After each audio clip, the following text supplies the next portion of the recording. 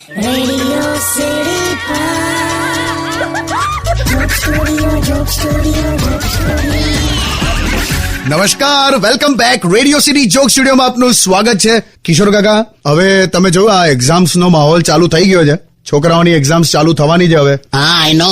મારો છે ને એક દૂરનો ભત્રીજો છે, 10માં છે. તો મને શું કે ખબર, મને કે કાકા 90s ની ફિલ્મોમાં ખબર છે એવું બતાડતા હતા કે આમ પેલી આમ છોકરી હિરોઈન લાઇબ્રેરીમાંથી બહાર આવે, હાથમાં બધી બુક્સ હોય અને પછી સીધી હીરો સાથે અથડાય એટલે બધી આમ બુક્સ નીચે પડી જાય ધડ.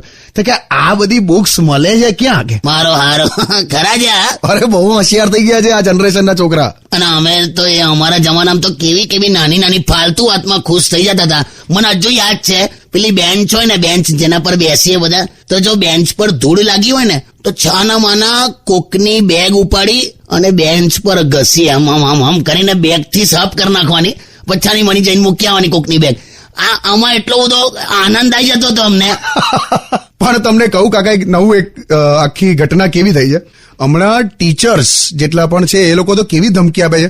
યાદ હોય તો ખબર છે, કદાચ તમારા જમાનામાં એવું હતું કે ભાઈ ચાલો પપ્પાને બોલાવી આવો, રિઝલ્ટના દિવસે પપ્પાની સહી લઈને આવજે કે મમ્મીની સહી લઈને આવજે. યાદ છે? અરે બાપા, અમે તો બહુ ખેલ કરતા હતા. બાપાની જગ્યા કોક બીજાને લઈ જઈએ પપ્પા બનાવીને અને એમાં જલાઈ જઈએ અને કેટલું બધું થતું હતું. એ આખી વસ્તુ જ જતી રહી છે હવે તો ટીચર્સ શું ધમકી આપે છે ખબર છે? કે છે કે જો આ રિઝલ્ટ પર તે તારા પપ્પાની સહી ના કરાય ને તો આ રિઝલ્ટ હું ફેસબુક ઉપર અપલોડ કરીશ અને તારા પપ્પાને ટેગ કરીશ. લે ની માને. હા, ડિજિટલ ધમકી આપે છે હવે. એટલે જખ મારીને એનો બાપો વાંચી કાઢે નહીં તારે.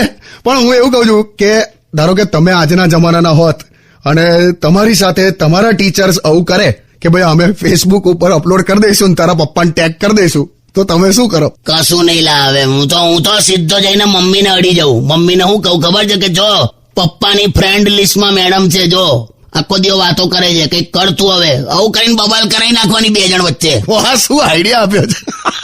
ના પણ યાર, ખરેખર ચિંતાનો વિષય એટલો છે કે બાળપણ ખતમ થઈ ગયું છે અને એના ઉપર આપણે વાત કરીએ તો હમણાં એક સોંગ વગાડ. Joke Studio,